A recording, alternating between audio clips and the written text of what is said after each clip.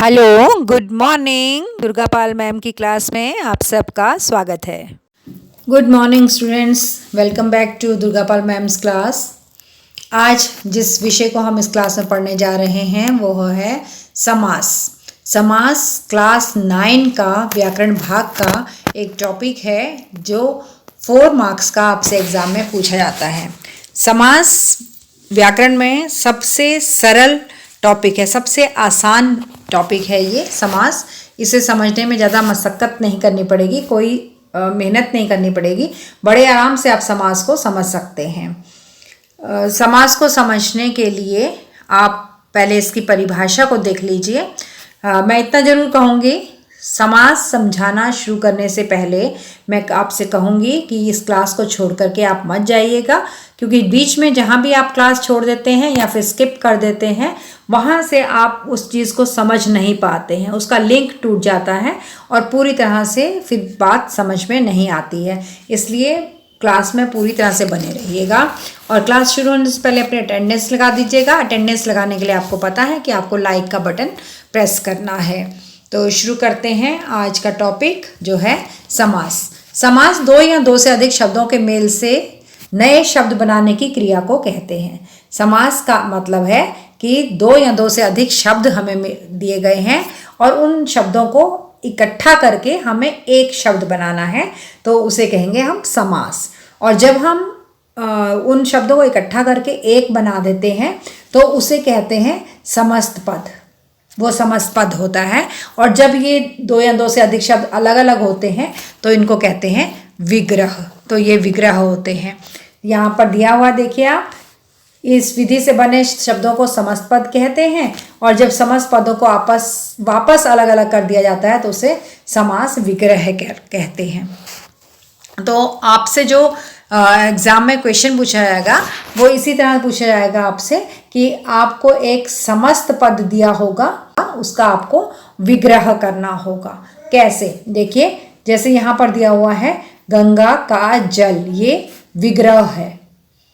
कई बार एग्जाम में आपको ये विग्रह दिया होता है और कहा जाता है कि समस्त पद बनाइए और समास का नाम लिखिए। और कई बार आपको समस्त पद दिया होता है, जैसे ये है गंगा जल, समस्त पद दिया होता है और कहा जाता है कि इसका विग्रह कीजिए और समास का नाम लिखिए। तो आपको दोनों तरह से प्रश्न पूछा जाता है। विग्रह करके दे दिया गया और समस्त पद बनाना है, समस्त पद दे दिया और इसका विग्रह करना है, लेकिन समास का नाम आपको बताना ही होता है। तो अगर हम गंगा जल पढ़ें तो ये समस्त पद है और गंगा जल को अगर हम अलग कर दें, गंगा का जल कर दें, तो ये विग्रह है। तो इस तरह से ये बहुत आसान है, गंगा का जल और गंगा जल। संक्षेप में ये है कि समास के लिए कम से कम 2 पद होने चाहिए। पहले पद को पूर्व पद कहते हैं और दूसरे पद को उत्तर पद कहते हैं। समास होने पर दोनों पद या अन्य अधिक पद मिलकर के एक संक्षिप्त सा रूप धारण कर लेते हैं, यानी कि जो विग्रह हमारे पास होता है उसे इकट्ठा करके एक पद बना दिया जाता है, एक शब्द बना दिया जाता है। समास प्रक्रिया में बीच की विभक्तियों का लोप हो जाता है। बीच अगर 2 शब्दों के बीच में का, के लिए, से, इस तरह के कोई भी शब्द हैं, और, या, अथवा, किंतु, परंतु कोई भी शब्द हैं बीच में अगर, तो उन विभक्तियों का लोप हो जाता है। समास होने पर अगर संधि करना जरूरी होता है तो संधि भी करनी पड़ती है, लेकिन उसके कुछ नियम हैं। तो ये 4 बातें हैं जो समास के लिए जरूरी होती हैं, जो समास करते वक्त प्रयोग की जाती हैं। अब एक और उदाहरण मैं आपको दे रही हूँ जिससे आपको समझ में आ जाएगा कि समास क्या होता है, समस्त पद क्या है, विग्रह क्या है। ये शब्द है लंबोदर। लंबोदर, इसमें देखिए 2 पद हैं, पहला है लंबा और दूसरा है उदर। मतलब इसमें लंबा और उदर मिलकर के बना है लंबोदर। इन दोनों को जोड़ दिया जाता है तो ये लंबोदर बन जाता है। लंबा और उदर को जोड़ दिया गया तो लंबोदर बन गया। अब यहाँ पर लंबोदर में संधि हुई है। देखिए लंबा का अ पीछे अ है और उदर का जो ऊ है, अ और ऊ मिलकर के ओ की मात्रा बन गई है। तो यहाँ पर संधि हुई है। एक तो संधि वाला पॉइंट क्लियर हुआ। दूसरा, लंबोदर जो हमें शब्द मिला था इसे हम कहते हैं समस्त पद। और जब हम इस लंबोदर को तोड़ेंगे, मतलब 2 शब्द अलग अलग करेंगे, तो उसे हम कहते हैं विग्रह। जब इसको हम विग्रह करते हैं तो ये हो जाता है लंबा है उदर जिसका। ठीक है, तो यहाँ पर एक शब्द था हमारे पास जिसे हम समस्त पद कहते हैं, उस समस्त पद का हमने विग्रह किया तो ये बन गया लंबा है उदर। दो चीजें और आपको क्लियर हो गई कि हमें एक समस्त पद दिया हुआ है, उसका विग्रह करना है। विग्रह करना है मतलब उस शब्द को हमने बड़ा करना है, उसको दोनों को अलग अलग करना है और उसको कहते हैं विग्रह। और विग्रह करने के बाद हमें एक और बात बतानी होती है। वो बात क्या होती है? समास का नाम बताना पड़ता है हमें कि भाई हमने जो विग्रह किया है वो किस समास के आधार पर किया है, क्योंकि जितने भी समास हैं आपके सिलेबस में उन सब समासों का विग्रह करने का तरीका अलग अलग है। तो जिस तरीके से आप विग्रह करते हैं उसी समास का नाम भी आपको बताना पड़ता है कि आपने कैसे इसका विग्रह किया है। इस तरह से आपको समझ में आया कि तीन चीजें होती हैं समास का क्वेश्चन सॉल्व करने के लिए। एक होता है समस्त पद, दूसरा होता है विग्रह और तीसरा होता है समास का नाम। तो आप लोगों को समस्त पद या फिर विग्रह, इन दोनों में से एक चीज क्वेश्चन पेपर में दी गई होगी और एक आपको करनी होगी। समस्त पद दिया है तो विग्रह आपको करना पड़ेगा और विग्रह दिया है तो समस्त पद आपको बनाना पड़ेगा और समास का नाम आपको देना होगा। इसे अच्छी तरह से समझ लीजिए कि प्रश्न किस तरह से पूछा जाता है। आपके क्वेश्चन पेपर में जो प्रश्न आएगा वहां पर एक समस्त पद आपको दिया गया होगा और प्रश्न में लिखा होगा कि इस समस्त पद का विग्रह करके समास का नाम लिखिए। तो आपको उस समस्त पद को, समस्त का मतलब होता है बेटा इकट्ठा, समस्त का मतलब है इकट्ठा। जब शब्दों को जोड़ करके एक कर दिया जाता है तो उसे समस्त पद कहते हैं। तो यही समस्त पद आपके क्वेश्चन पेपर में दिया गया होगा और आपको उसे तोड़ करके फिर उसका विग्रह करना होगा। तोड़ना यानी विग्रह करना, तोड़ना को ही विग्रह करना कहते हैं। वो विग्रह करना पड़ेगा आपको और फिर समास का नाम बताना पड़ेगा कि किस समास से ये शब्द लिया गया है। अब अगर हमें समास का नाम बताना पड़ेगा तो समास के नाम हमें पता होने चाहिए। तो आपके लिए ये हैं समास के 6 प्रकार हैं। पहला है तत्पुरुष समास, कर्मधारय समास, द्विगु समास, बहुव्रीहि समास, द्वंद्व समास और अव्ययी भाव समास। आपको मैं ये बता दूं कि ये जो 6 नाम यहाँ पर दिए हुए हैं इन नामों को लिखना आपको आना चाहिए। वो 2025 से आपके हिंदी एग्जाम में इस क्वेश्चन में एमसीक्यू नहीं आएंगे। आपको तत्पुरुष समास, कर्मधारय, द्विगु, बहुव्रीहि, द्वंद्व और अव्ययभाव ये समास के नाम लिखने जरूर आने चाहिए। समास की पहचान हम देख लेते हैं कि कौन से समास को किस तरह से आप पहचानेंगे। पहला है तत्पुरुष समास। तत्पुरुष समास में क्या होता है कि उत्तर पद यानी कि दूसरा पद प्रधान होता है। आपको बताया गया है ना कि समस्त पद में 2 पद होते हैं। देखिए यहाँ उदाहरण दिया हुआ है आपको, आराम कुर्सी। ये आराम कुर्सी एक ही शब्द है और इसको यहाँ दिया हुआ है आराम कुर्सी। ये एक समस्त पद है क्योंकि इकट्ठा लिखा हुआ है ना आराम कुर्सी, तो ये एक समस्त पद है। इसका ये वाला जो हिस्सा है आराम, इसे कहते हैं पूर्व पद, पूर्व पद। और जो कुर्सी है पीछे वाला इसे कहते हैं उत्तर पद। तो जो तत्पुरुष समास होता है उसमें उत्तर पद प्रधान होता है, मतलब मुख्य होता है, और जो पहला पद है यानी पूर्व पद है वो गौण होता है, यानी कि उसकी ज्यादा वैल्यू नहीं होती है, वो महत्वहीन होता है। इसका विग्रह हम कैसे करेंगे? विग्रह करने के लिए आपको बहुत मशक्कत करने की जरूरत नहीं है। विग्रह आप आराम से कर सकते हैं। आराम कुर्सी है तो भाई आराम के लिए ही होगी कुर्सी, तो इसका विग्रह भी इसी तरह से होगा, आराम के लिए कुर्सी। यहाँ पर देखिए बात किसकी हो रही है, आराम की बात हो रही है या कुर्सी की बात हो रही है? हम बात तो कुर्सी की कर रहे हैं। आराम कुर्सी उसका नाम है, किसका? कुर्सी का। तो कुर्सी की बात हो रही है। कुर्सी कहाँ लिखा हुआ है, आगे या पीछे? कुर्सी लिखा हुआ है पीछे। पीछे का मतलब कौन सा पद? उत्तर पद। तो उत्तर पद प्रधान हो गया ना, कुछ बात तो कुर्सी की हो रही है इस पद में, समस्त पद में। तो उत्तर पद मतलब पीछे वाला पद जो कि मुख्य है, प्रधान है, इसलिए ये तत्पुरुष समास है।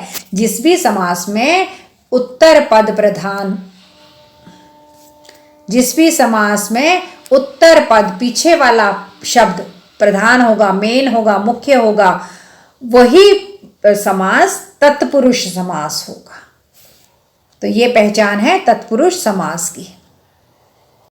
अब आगे बात ये है कि जो तत्पुरुष समास है उसके 7 भेद हैं। पहला है कर्म तत्पुरुष, करण तत्पुरुष, संप्रदान तत्पुरुष। इन नामों को देख के कुछ याद आ रहा है? आप सबने पढ़े होंगे ना अपनी छोटी क्लासों में। कारक चिन्ह, कर्ता ने कर्म को करण से, संप्रदान के लिए अपादान से अलग। देखिए वही चिन्ह यहाँ पर लिखे हुए हैं। सिर्फ कर्ता कारक नहीं है, बाकी सारे कारक चिन्ह है। कर्म को करण से, संप्रदान के लिए, अपादान से अलग, संबंध का के की, अधिकरण में पर, और जो 7वां है वो है नन तत्पुरुष समास। तो जितने भी ऊपर हमने पढ़े अभी तक, कर्म को करण से, जो भी हमने कारक चिन्ह पढ़े हैं सारे के सारे, तो जब हम किसी समस्त पद का विग्रह करें और उसके अंदर ये इस तरह से कारक चिन्ह लग जाए विग्रह करने में, तो वो तत्पुरुष समास का वही भेद होता है जिसका कारक चिन्ह यहाँ लगा है। मतलब अगर को लगा है तो वो कर्म कारक होगा, से लगा है तो वो करण कारक होगा, अलग होने के भाव में लगा है तो वो अपादान कारक होगा। जैसे यहाँ पे दिया हुआ है ऋण से मुक्त, ऋण से अलग हो गया, उसका कर्जा खत्म हो गया, ऋण से मुक्त हो गया, तो ये अपादान कारक है। और जैसे गंगा तट, गंगा का तट, काके की आ गया, संबंध तत्पुरुष है। इसी तरह से अधिकरण तत्पुरुष, में पे पर इसकी पहचान होती है। कला में निपुण, कला निपुण का विग्रह है, कला में निपुण, तो ये हो गया अधिकरण तत्पुरुष। तो जो भी कारक चिन्ह बीच में जो भी लगेगा वही वाला तत्पुरुष होगा। ये कर्म से लेकर अधिकरण तक 6 कारक चिन्हों वाले तत्पुरुष हैं। विग्रह करने में जिस कारक चिन्ह की विभक्ति लगेगी वही कारक चिन्ह का नाम लिख के आपको तत्पुरुष समास लिखना है साथ में। एक अलग से जो इसमें है वो है नन तत्पुरुष। नन तत्पुरुष में पहला पद नकारात्मक होता है। इसके मैंने बहुत सारे उदाहरण यहाँ लिए हैं ताकि आपको अच्छे से समझ में आ जाए। ये देखिए, इसमें है अकर्मणीय, अजर, अधीर, अधर्म, अनचाही, अनदेखी, अनंत।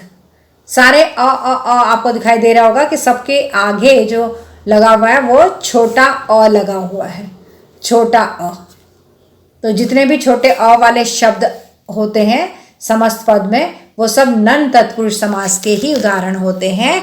और इसका पहला अ का मतलब होता है न, नहीं, नहीं है ये।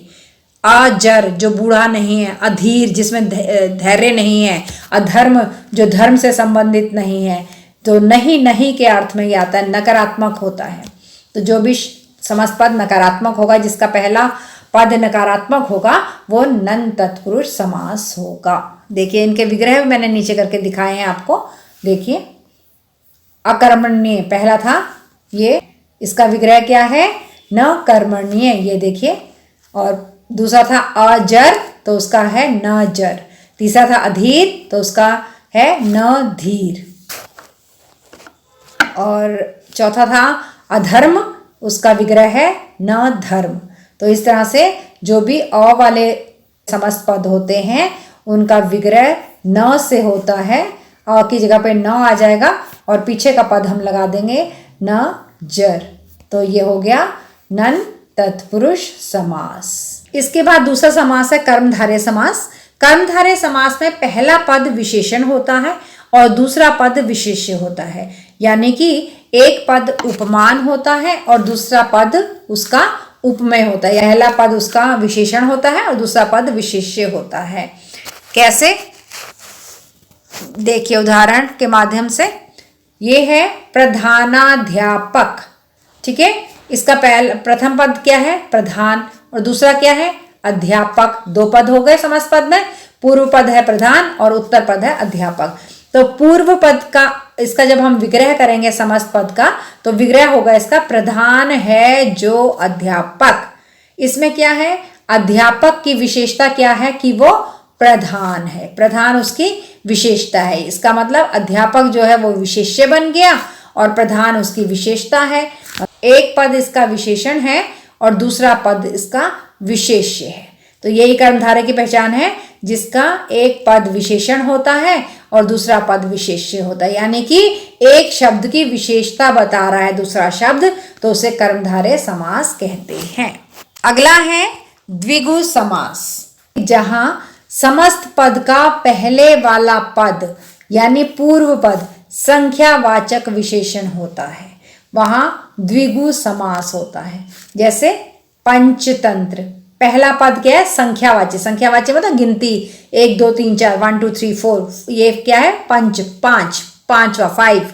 तो 5 तंत्रों का समूह, समूह कहते हैं या समाहार कहते हैं, जब इसका विग्रह करते हैं हम, ऐसा शब्द जिसका पहला पद अंक संख्या में है, जिसका पहला पद संख्यावाची है, उसका जब विग्रह किया जाता है तो इस तरह से किया जाता है। यह है इसका विग्रह करने का तरीका।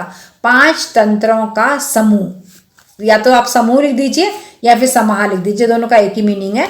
5 तंत्रों का समूह। तो यहाँ समस्त पद के शुरू में संख्या आई है, 5 आया है, इसलिए ये द्विगु समास का उदाहरण है। और सबसे सरल समास यही है, द्विगु समास। द्विगु समास में जो समस्त पद आपको क्वेश्चन पेपर में मिलेगा, उसका जो पहला शब्द होगा, शुरू का जो पद होगा, पूर्व पद जो होगा, वो संख्या 1 2 3 4 5 में से कुछ होगा, 5 6 7 8, मतलब कोई भी एक नंबर होगा। तो आप उस नंबर को देखते ही समझ जाना कि ये तो द्विगु समास है। और उसका विग्रह कैसे करोगे? 5 तंत्रों का समूह। जैसे पंजाब दिया है आपको, तो 5 आबों का समूह। जैसे नवरात्रि दिया है आपको, तो 9 रातों का समूह। जैसे दिया है आपको त्रिभुज, तो हम कहेंगे 3 भुजाओं का समूह। तो इस तरह से इनका विग्रह होता है और सबसे सरल यही समास है। चौथा समास है बहुव्रीहि समास। बहुव्रीहि समास में क्या होता है? जहां पहला पद और दूसरा पद दोनों में से कोई पद प्रधान नहीं है, ना पहला ना दूसरा, कोई भी मेन नहीं है। कौन है मेन? तीसरा, कोई बाहर का ही एक अन्य ही पद, उसकी तरफ इशारा करते हैं, तो वहां पर बहुव्रीहि समास होता है। कैसे भाई, कैसे इशारा करेंगे? देखिए, एक उदाहरण दिया है आपको।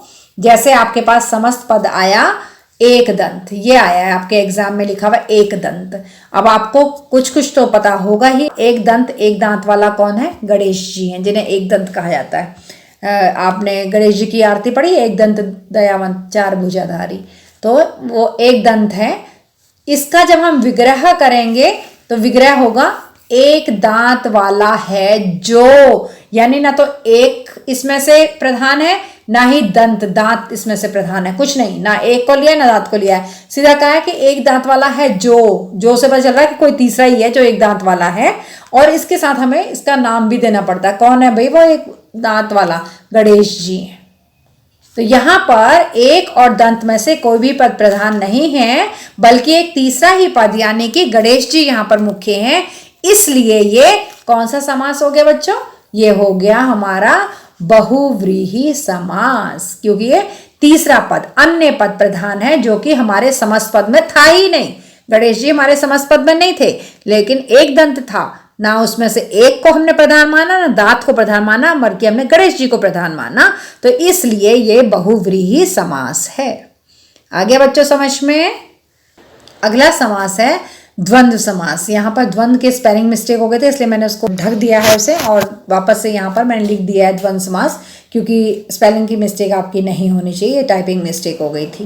द्वंद्व समास के समस्त पद में दोनों पद बराबर होते हैं, ना तो पहला पद प्रधान होता है और ना ही दूसरा पद प्रधान होता है। दोनों ही पद को बराबर माना जाता है, उसे कहते हैं द्वंद्व समास। यहाँ पर द्वंद्व समास के स्पेलिंग मैं आपको बता दूं, ये स्पेलिंग मिस्टेक है, टाइपिंग मिस्टेक है।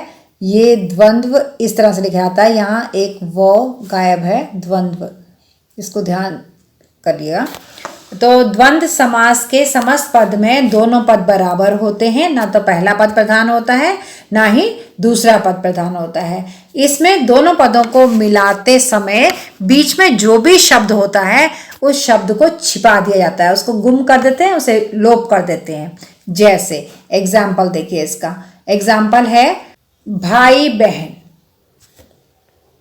भाई बहन समस्त पद है और इसका विग्रह होगा भाई और बहन। अब बताइए, हमने लिखा है भाई और बहन, तो आपको क्या लगता है इसमें भाई बड़ा या बहन बड़ी? कौन प्रधान, कौन मुख्य?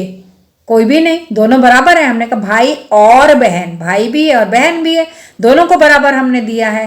तो जब इसका समस्त पद बनेगा भाई और बहन का जब समस्त पद होगा तो इसमें से और शब्द गुम हो गया। देखिए और को हटा दिया गया तो यहाँ पे समस्त पद बन गया भाई बहन। तो इस तरह से समस्त पद बनाते वक्त जब विग्रह में से और को हटा दिया जाता है, योजक शब्द को हटा दिया जाता है और दोनों पदों को बराबर कर दिया जाता है तो वो द्वंद्व समास होता है। यहाँ पर द्वंद्व समास के स्पेलिंग बिल्कुल करेक्ट लिखे हुए हैं, इसलिए ये द्वंद्व समास है। अब छठा समास है अव्ययी भाव समास। जिस समास में पहला पद अव्यय हो उसे अव्ययी भाव समास कहते हैं। अव्यय का मतलब आप सब जानते होंगे, एक ऐसा शब्द जो लिंग वचन और काल के अनुसार बदलता नहीं है, जो ना बदलने वाला शब्द होता है। किसी के लिए भी लगा लो वो शब्द, लड़का लड़की, एक वचन बहुवचन, आज कल परसों, किसी भी के लिए भी लगाओ, वो शब्द कभी बदलता नहीं है, उसे अव्यय शब्द कहते हैं। तो इस समास में जो पहला पद होता है वो प्रधान होता है। इस प्रक्रिया में जो समस्त पद बनता है वो भी अव्यय ही बनता है, मतलब वो शब्द अव्यय होगा, वो भी अव्यय की तरह ही काम करेगा। ये उदाहरण है अव्ययी भाव समास का। प्रतिदिन ये समस्त पद है और इसका हमने विग्रह किया तो प्रति प्लस दिन, ये इसका विग्रह हो गया प्रत्येक दिन। तो यहाँ पर जो प्रति शब्द है, प्रति पहला पद जो है, पूर्व पद जो है वो अव्यय है और प्रतिदिन इसका समस्त पद बना है, लेकिन प्रतिदिन भी अव्यय शब्द है। अगर प्रतिदिन कोई लड़का यूज करता है कि मैं प्रतिदिन पढ़ता हूं तो भी प्रतिदिन तो वही रहेगा, लड़की कहेगी तो वो भी यही कहेगी मैं प्रतिदिन पढ़ती हूं। तो प्रतिदिन शब्द जो है ना लड़के के लिए बदलता है ना लड़की के लिए बदलता है, ना एक वचन के लिए ना बहुवचन के लिए, ना वर्तमान काल के लिए ना भविष्य काल के लिए, कभी भी नहीं बदलता है। इसलिए जो प्रतिदिन है वो भी अव्यय शब्द है और इसका जो पूर्व पद है वो भी अव्यय है, इसलिए ये अव्ययी भाव समास है। तो अभी तक आपने 6 समासों के नाम पढ़े और उनकी पहचान पढ़ी। होप आपको 6 भेदों के नाम आ गए होंगे और उनकी पहचान आ गई होगी। एक बार फटाफट से हम सारे नाम रिवाइज कर लेते हैं, देखते हैं आपको कितना समझ में आया है। तो समास के 6 प्रकार हैं: तत्पुरुष समास, कर्मधारय, द्विगु, बहुव्रीहि, द्वंद्व समास और अव्ययी भाव समास। ठीक है। तत्पुरुष समास में उत्तर पद प्रधान होता है, दूसरा पद प्रधान होता है, दूसरा पद प्रधान होता है। कर्मधारय समास में विशेषण और विशेष्य होते हैं, पहला पद विशेषण होगा और दूसरा पद विशेष्य होगा। द्विगु समास में पहला पद संख्यावाची होता है। बहुव्रीहि समास में कोई भी पद प्रधान नहीं होता है, एक अन्य पद, कोई नई चीज, बाहर का कोई व्यक्ति, वो प्रधान होता है। द्वंद्व समास में दोनों पद प्रधान होते हैं, दोनों पद प्रधान होते हैं, बराबर माने जाते हैं दोनों के दोनों। अव्ययी भाव समास में पहला पद अव्यय होता है। अब हैं आपके लिए कुछ अभ्यास के प्रश्न। निम्नलिखित समस्त पदों के विग्रह करके समास के भेद लिखिए। आपको यहाँ पर समस्त पद दिए हुए हैं जिनका आपको विग्रह करना है और समास का नाम बताना है। फटाफट से क्विक रिवीजन है ये। तो चलिए, पहला है नीति निपुण। नीति निपुण का विग्रह किया हमने, नीति में निपुण। यहाँ पे बीच में देखिए मैं आ गया। ठीक है। कौन सा कारक चिन्ह है ये?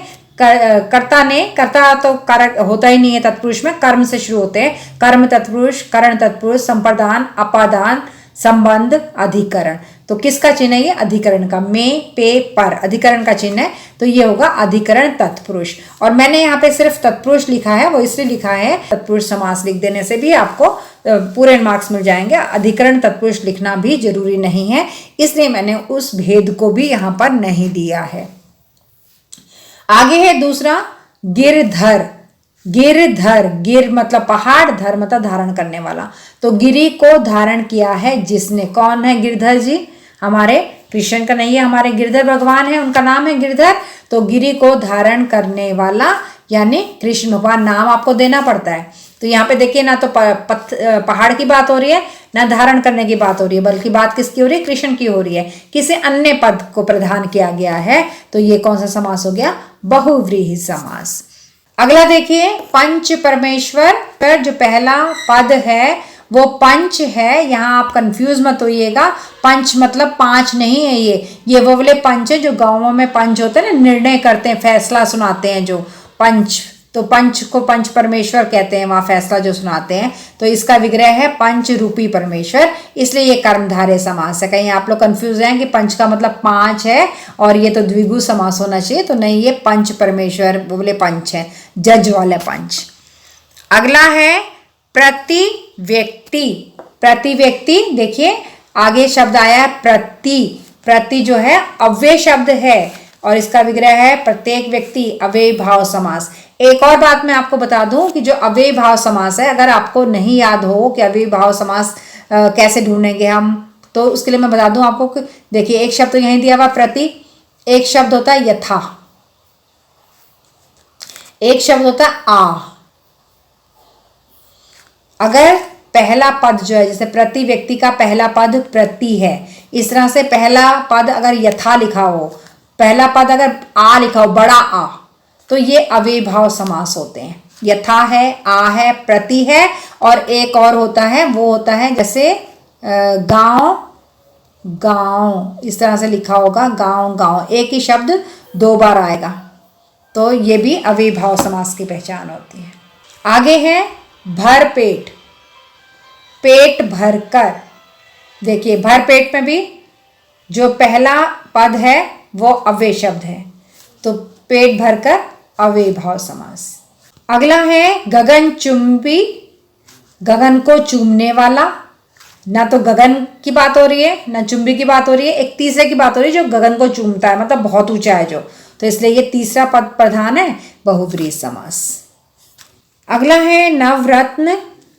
देखिए इसका जो पहला पद है वो संख्या है, नव नौ, नौ रत्नों का समूह या समाहार, तो ये कौन सा समास हो गया, द्विगु समास।